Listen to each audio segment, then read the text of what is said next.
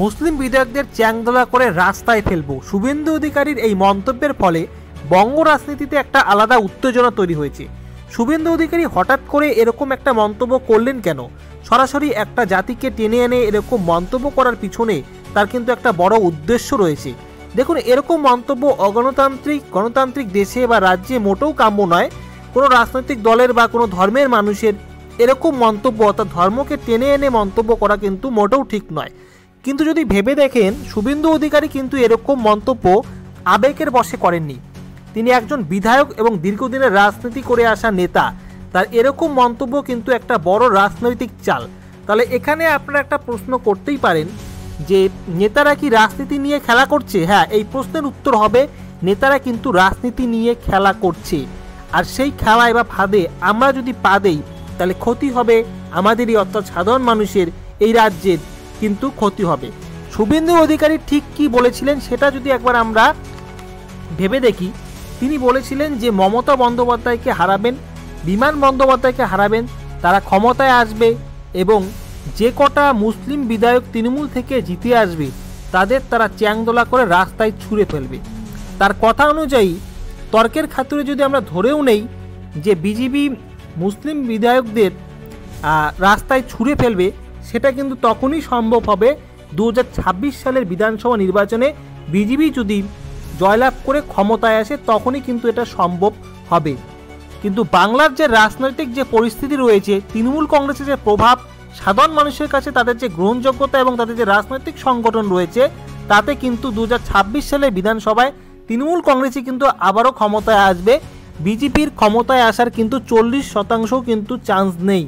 তো বিজেপি ক্ষমতা আসলেই কিন্তু এটা করতে পারবে। তারা যদি যে কথা বলেছে সেটা কিন্তু তারা ক্ষমতা আসলেই করতে পারবে, অর্থাৎ তাদের ক্ষমতাতেই আসার কোনো চান্স নেই।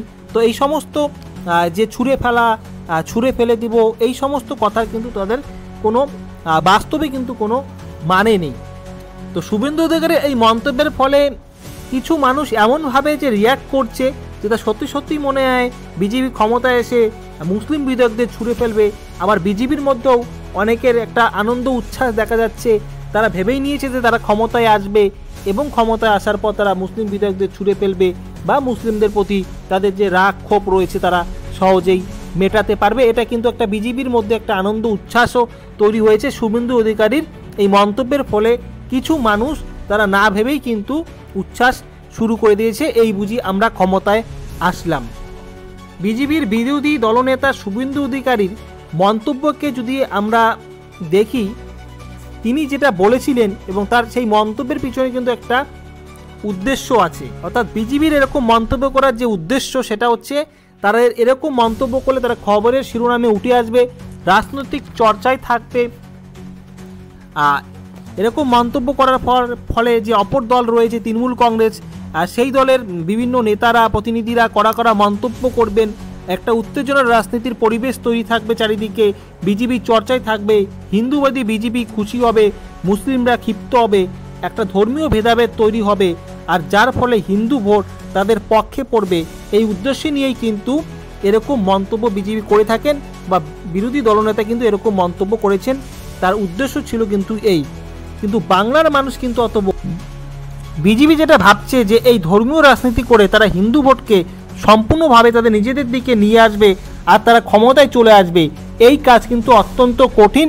এটা কিন্তু বাস্তবিত হওয়ার চান্স কিন্তু খুবই কম রয়েছে। কেননা এই বাংলায় ইসলাম ধর্মের মানুষ অর্থাৎ মুসলিমরা যেভাবে তৃণমূল কংগ্রেসকে অর্থাৎ প্রায় 100% মুসলিমই কিন্তু ভোট দিয়ে থাকে, ঠিক সেইভাবে কিন্তু হিন্দু মানুষ কিন্তু কোনো একটা নির্দিষ্ট রাজনৈতিক দলকে কিন্তু ভোট দেয়। হিন্দুরা যেরকম তৃণমূল কংগ্রেসকে ভোট দেয় সেই রকম বিজেপিকেও ভোট দেয়, আবার সিপিএম কংগ্রেস বা বামপন্থী যে সমস্ত দলগুলো রয়েছে সেই দলকেও কিন্তু ভোট দেয়। অর্থাৎ হিন্দু ভোট কিন্তু বিভিন্ন দলের মধ্যে কিন্তু যায়, তার নির্দিষ্ট কোনো দলকে কিন্তু ভোট দেয় না। অর্থাৎ যে ধর্মীয় রাজনীতি করে একটা ধর্মের ভেদাভেদ তৈরি করে ভোট নেওয়ার যে চেষ্টা করছে বিজেপি, সেটা কিন্তু আসলে বাস্তবায়িত হবে না।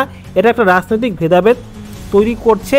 কিন্তু এই যে কর্মকাণ্ডগুলি হচ্ছে বাংলার রাজনীতিতে, এগুলো কিন্তু সাধারণ মানুষদের অর্থাৎ এই বাংলার রাজনীতিতে কিন্তু সাধারণ মানুষ থেকে শুরু করে এই রাজ্যেরই কিন্তু ক্ষতি হচ্ছে। রাজ্যের উন্নয়ন তখনই সম্ভব যখন একটা বিরোধী দল সরকারের বিভিন্ন কাজকর্মের ভুলভ্রান্তি ধরবে, সেগুলো নিয়ে চর্চা করবে।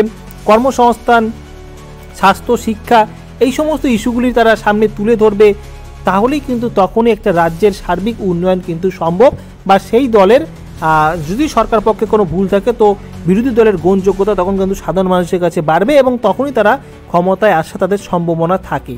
তো আপনাদের মতামত অবশ্যই কমেন্ট বক্সে কমেন্ট করবেন। বিজেপির যে রাজনৈতিক যে পরিস্থিতি, যেভাবে তারা রাজনীতি করছে, বা আমাদের এই রাজ্যের যে বর্তমান রাজনৈতিক পরিস্থিতি কি রয়েছে বা আগামীতে কি হতে পারে, আপনাদের মন্তব্যগুলি অবশ্যই কমেন্ট বক্সে কমেন্ট করে জানাবেন। ভিডিওটি ভালো লাগলে অবশ্যই লাইক করবেন। আজকের আলোচনা কীরকম লাগলো অবশ্যই জানাবেন। আজকে এই পর্যন্ত। আগামী